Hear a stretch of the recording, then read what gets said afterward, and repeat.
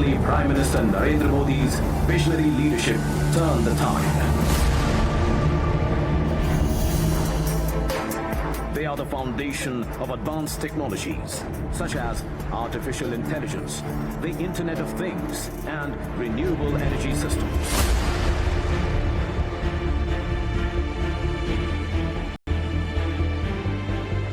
आज भारत पर निवेशकों को भरोसा है क्योंकि यहाँ stable, responsible and reform oriented government है।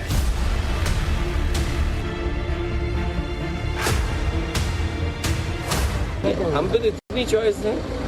आपको महिला प्रधानमंत्री चाहिए तो महिला प्रधानमंत्री आपको मिलेगी, आपको बुजुर्ग प्रधानमंत्री चाहिए तो बुजुर्ग प्रधानमंत्री मिलेंगे। फर्क यही है मोदी की पॉलिटिक्स और नए नए बने INDIA के विपक्षी गठबंधन की राजनीति में। विपक्षी INDIA कुनबे में तमाम चेहरे हैं, तमाम दावेदार, तमाम महत्वाकांक्षाएं और नए नाम वाले विपक्षी गठबंधन का सारा विजन इंडिया 2.0 को लेकर यही है कि 24 में बस कैसे भी सरकार बन जाए। दूसरी तरफ मोदी का भारत है नए एस्पिरेशन के साथ, जिसका जिक्र पीएम मोदी सेमीकंडक्टर क्रांति के मौके पर गुजरात में करते हैं। साथियों, आज दुनिया चौथी औद्योगिक क्रांति इंडस्ट्री 4.0 की साक्षी बन रही है।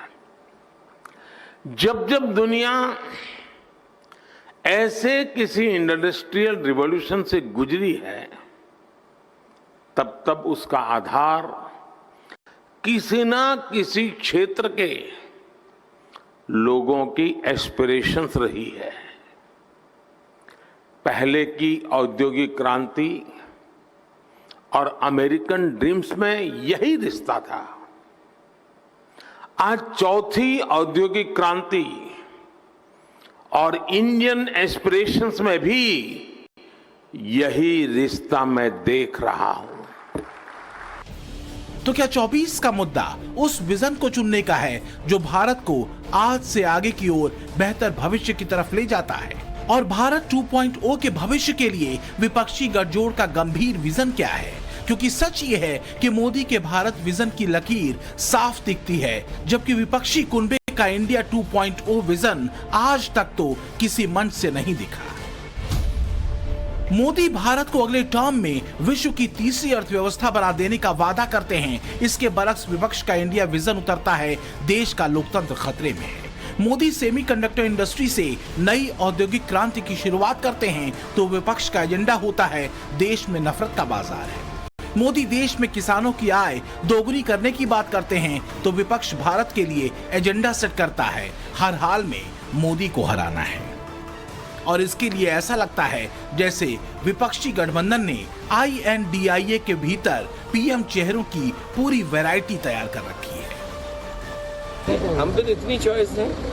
आपको महिला प्रधानमंत्री चाहिए तो महिला प्रधानमंत्री आपको मिलेगी, आपको बुजुर्ग प्रधानमंत्री चाहिए तो बुजुर्ग प्रधानमंत्री मिलेंगे, आपको नए प्रधानमंत्री चाहिए तो नए प्रधानमंत्री मिलेंगे। क्या चाहिए आपको बताओ? वैसे नाम बता। और बीजेपी में कोई चॉइस नहीं, सोचो आप। आपकी तरफ से विपक्षी गठबंधन का यही USP है, तो क्या इस विजन को देखकर अनुमान लगाना मुश्किल है कि भारत का भविष्य कौन देख रहा है और कौन सिर्फ अपने भविष्य को बचाने में अटका है? सच यह है कि भारत 2.0 विश्व की चौथी औद्योगिक क्रांति में अपनी भूमिका, अपने सपने सेट कर रहा है और इसका एक जरिया बनी है सेमीकंडक्टर इंडस्ट्री और दुनिया को भरोसा है मोदी के भारत पर। Every citizen and propelling the nation to emerge as a global powerhouse of sustainable and equitable development. Bharat को इस बात का भी एहसास है कि सेमीकंडक्टर सिर्फ हमारी जरूरत ही नहीं है, दुनिया को भी आज एक trusted, reliable chip supply chain की जरूरत है। दुनिया की सबसे बड़ी डेमोक्रेसी से बेहतर भला ये ट्रस्टेड पार्टनर और कौन हो सकता है? आज भारत पर निवेशकों को भरोसा है क्योंकि यहां stable, responsible and reform oriented government है। Only Prime Minister Narendra Modi's visionary leadership turned the tide. विपक्षी नूरा कुश्ती और पारिवारिक विरासत बचाने के सारे उपक्रम के बीच उस क्रम को समझना जरूरी है जिसका असर भारत में सेमीकंडक्टर इंडस्ट्री के स्थापित होने के बाद से भारतीय अर्थव्यवस्था पर पड़ेगा। इसे ऐसे समझिए, साल 2022 में भारत का सेमीकंडक्टर उद्योग 27 बिलियन अमेरिकी डॉलर का था, जिसमें 90% से ज्यादा का आयात किया गया था, क्योंकि भारतीय चिप उपभोक्ता बाहरी आयात पर निर्भर थे। लेकिन चिप इंडस्ट्री के भारत में शुरू होने के बाद यह अनुमान है कि 2026 तक भारत का सेमीकंडक्टर बाजार 55 बिलियन अमेरिकी डॉलर तक पहुंच जाएगा। एक अनुमान यह भी है कि सेमीकंडक्टर की खपत के साल 2026 तक 80 बिलियन अमेरिकी डॉलर और साल 2030 तक 110 बिलियन अमेरिकी डॉलर की सीमा को पार करने की उम्मीद है। और यही वजह है कि सेमीकंडक्टर इंडस्ट्री के दिग्गज चेहरे भारत में चिप इंडस्ट्री में निवेश करने को लेकर बेताब हैं। Prime Minister Modi once mentioned to me that IT stands for India and Taiwan.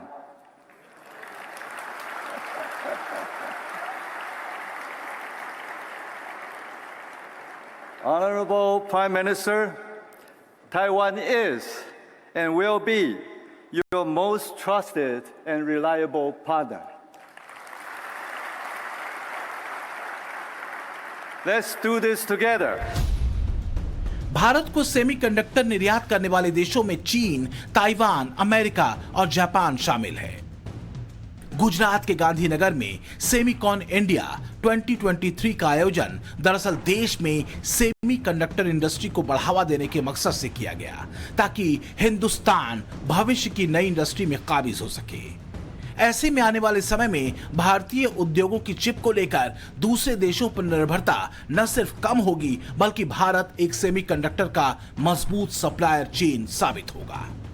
वैसे भी बीते एक दशक में भारत ने कई सेक्टर्स में शानदार बढ़त हासिल की है और इसमें डिजिटल और इलेक्ट्रॉनिक सेक्टर में भारत की ग्रोथ शानदार है।